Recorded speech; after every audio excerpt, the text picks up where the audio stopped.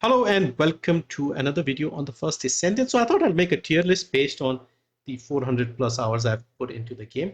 And this is a Descendant tier list, but this is not the usual which is the best, which is the worst. This is based on who is the most fun to play as, easy to understand, feels comfortable and smooth to play, and also partly how easy they are to farm and get in the first place. So at the start of the game, you get an option between Ajax, Viesa, and Lepic. I picked Viesa, and I would say Viesa is fairly easy to understand and to use because her abilities are straightforward, ice abilities, and I finished the campaign with Viesa. So yeah, Viesa I think is solid.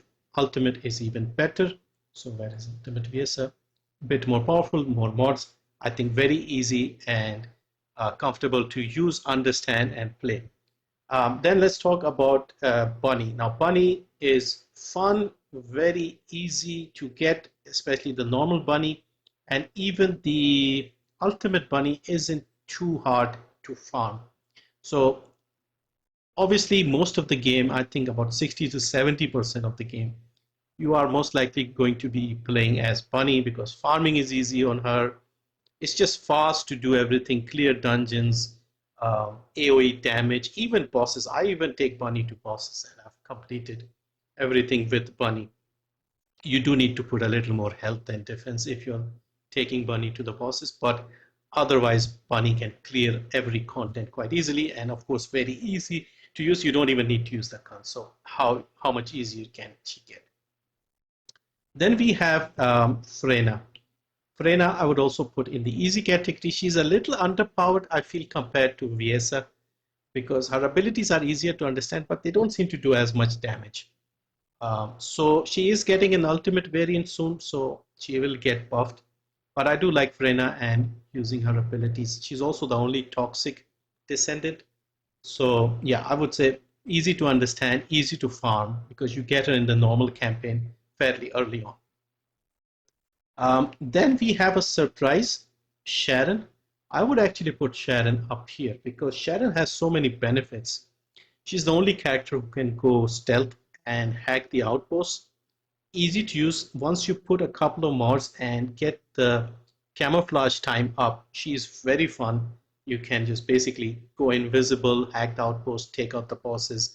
A lot of people also use her with snipers and take out void bosses. I haven't done that too much, but I do use a lot of Sharon because obviously you are trying to farm ultimate weapons, ultimate descendants, normal descendants. You need the amorphous materials.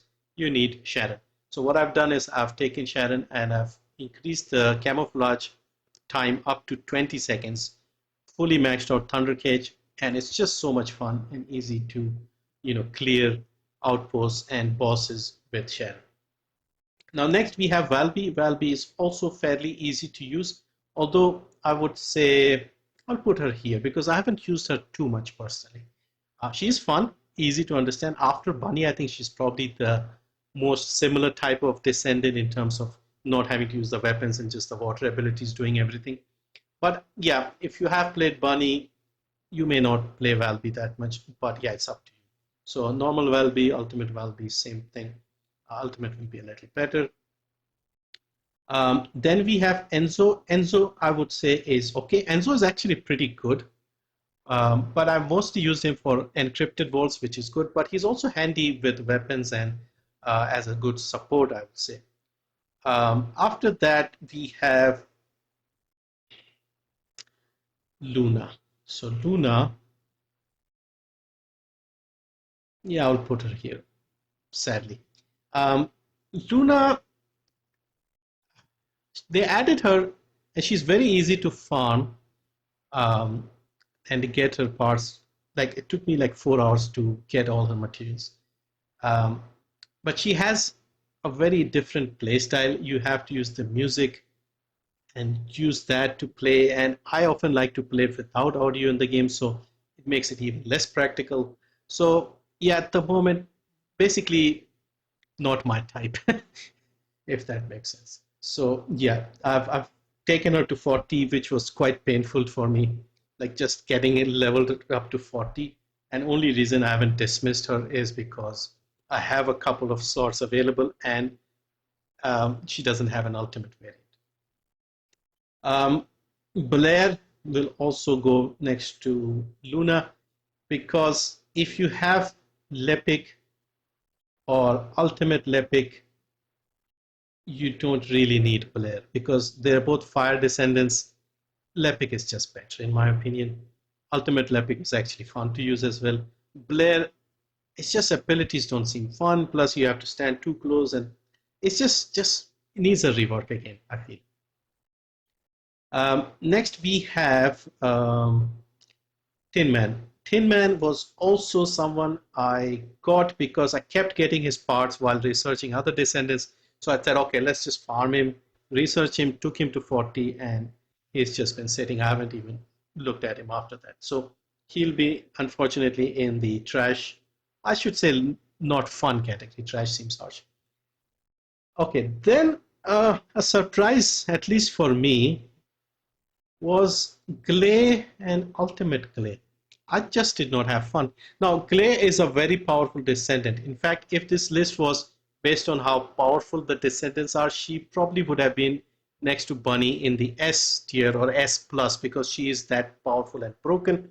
She was so broken that she has been getting nerfs right from the very first beta back in September 22. Like during the beta itself, they had to nerf her because she was that strong. But I just never find fun playing her. I just don't enjoy her. You need the vestigial organ, and you need to go into void bosses. She can take out the bosses very easily, but I just don't find it fun. And yeah, abilities are not as straightforward to understand as some of the others. She's not bad. Like I said, she's very powerful, very broken, but I just don't find her fun. And that is the whole point of this list. Next, we have Ajax. Now, Ajax, I was expecting Ajax to be very clunky and difficult to use, but I've actually been having fun. And also the Ultimate Ajax, I think, has the best looking design. The armor, the whole thing is just very, very cool. So I'm going to put Ajax in the OK section, and which is pretty much higher than what I was expecting, because I was expecting him to be clunky. He is clunky, but not as bad as I thought. And then finally we have this lot here, and they are going here because I have still not unlocked them. I have 3 parts for each of these 3, and Haley parts, as you know, they have made the grind insane. So I am like probably like I have 8 or 9 parts each. So this will take a while. I'm not going to rush it or pay and unlock her. From what I've seen, she seems pretty good. Based on her sniper abilities, she's taking out bosses in a few hits. So she seems to be very powerful and fun to use. But yeah, based on me not being able to farm her, I'll put her in the non-applicable category. So yeah, just a fun video. Of course, this is my subjective list. But again, this is based on how fun and easy the Descendants are to use, and not how powerful and strong they are. So anyway, let me know your preferences. Of course, there are some people who dislike Bunny quite a lot because she just makes everything easier, and I can see their logic. But when you have an option to just nuke everything and finish dungeons fast, why not? So yeah, this is my list. A few surprises for me personally was Ajax was a lot more fun than I expected. Enzo was better than expected. Freyna, Viesa, these are all solid. Sharon was much better than I expected. And Glay was a big disappointment because, yeah, she is powerful, but not as fun to use in my opinion. But yeah, that's it. Thank you for watching if you did, and I'll see you in the next video. I'm planning to make the guides for the remaining ultimates. So I have all these, but I want to make the guides just for the sake of completion. Ultimate Lepic, Ultimate Ajax, Ultimate VS.